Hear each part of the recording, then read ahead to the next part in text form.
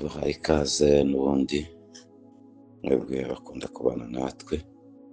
Ikiganiro cy'uyu munsi reka tuvuge ikiganiro gifite insanganyamatsiko kugira ngo amasezerano y'Imana kuri wowe, cyangwa se kumenya amasezerano y'Imana kuri wowe. Hari igihe abantu bagira amasezerano ariko ntibayamenye. Reka dusome ijambo ry'Imana muri Zaburi ijana makumyabiri na rimwe, duhere ku murongo wa 3 turaja kugeza ku 8, turebe amasezerano Imana idufitiye. Rimwe na rimwe usanga abantu batayitaho kandi ntibayamenye, ariko kandi arayabo. Ijambo ry'Imana riravuga ngo tazakundira ibirenge byawe kubiteguza, kurinda tazahunikira. Iri ni isezerano ryawe rivuga ngo ntazakundira ibirenge byawe kubiteguza, ko biteshuka mu yandi magambo cyangwa mu kindi kinyarwanda. Ukurinda tazahunikira, ahora ari maso akureba. Iryo ni isezerano ryawe n'Imana. Ijambo rya kabiri aravuga ngo dore urinda Abayisiraheli ntazahunikira kandi ntazasinzira. Dore urinda Abisiraheli ntazahunikira kandi ntazasinzira. Ubundi aba ni Abayisiraheli bandikirwa aya magambo cyane cyane kuko nibwo bwari ubwoko bw'Imana, ariko ubundi uwizeye wese ni Umwisiraheli mu buryo bwo mu mwuka. Dore urinda Abayisiraheli, cyangwa wavuga ngo urinda ubwoko bwawe ukabuvuga mu izina.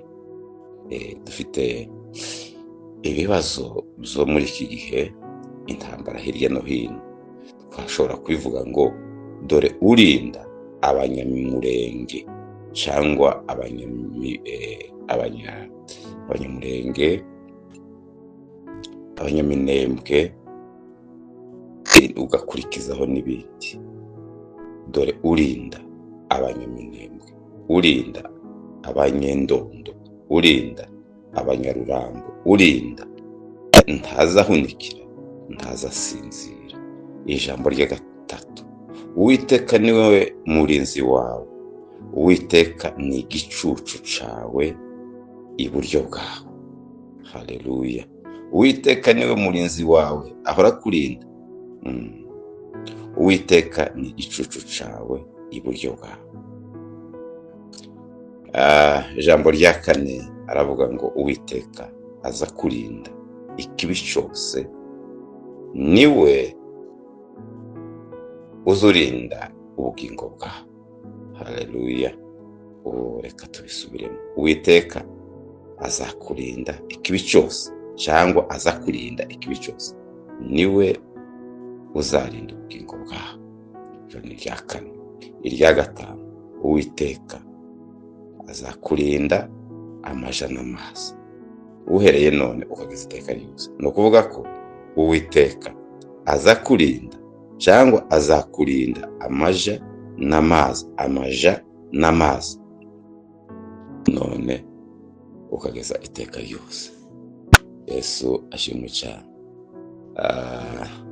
Ayo ni amasezerano y'Imana kuri wowe. Ni amasezerano y'Imana kuri wowe. Ntutinye, kuko Imana ihora iguhanze amaso, ihora ikureba, ihora ikwitaho, ihora ikugirira neza, ntizihunikira ntizisinzira, kubera ko kwikunda cyane, ihora igutekereza.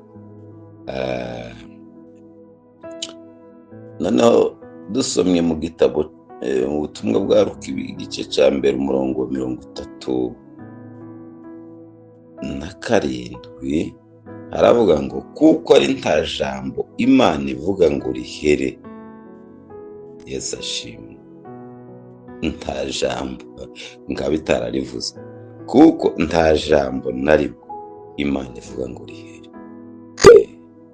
ntaryo, nta na rimwe, nta jambo na rimwe Imana ivuga ngo rihere, kuko ariyo yabivuze no kubikora izabikora.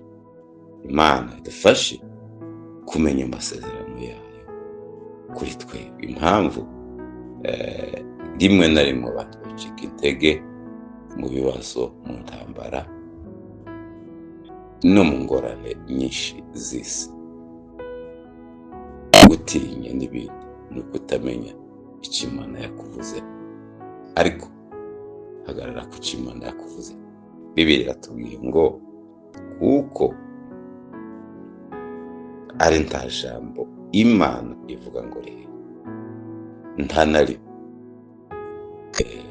nta na rimwe.